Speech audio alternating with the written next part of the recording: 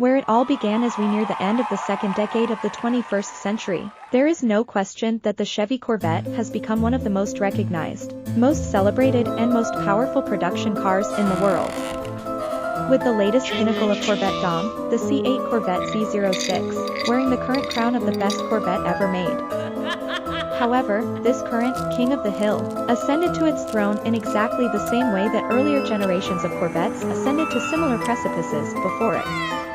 They got there by taking what had been learned in the development of earlier generation Corvettes, by carrying forward the bits of the car that made it great, and by discarding the rest in favor of building a newer, stronger, faster version of that earlier iteration of the American sports car.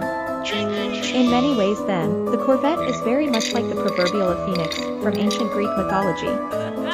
Each new iteration of the Corvette is a beautiful bird born from the ashes of its former self.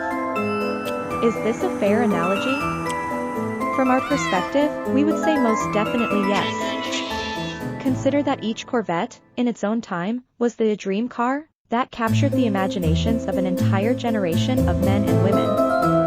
However, it was an ever-changing dream that reflected the era in which it was being dreamed. Also consider this, the anticipation of the arrival of each next-generation Corvette is almost always accompanied by a dramatic decline in unit sales of the current model. For those that could afford it, it also meant that the current dream car lost enough of its allure that it was time to trade up to the next model. But in all of this, even as Corvette continued to evolve beyond the C7 Corvette into something completely new and different, a mid-engined masterpiece, it is important to remember that the crowning achievements of the C8 evolved from the success of the C7, which in turn was an evolution of the C6, and so on until we get back to where it all began, the 1953 Chevy Corvette. When considering the history of the brand, it is fascinating to look at the origin story of Corvette and recognize just how much the first generation C1 model evolved in a period of just 10 years.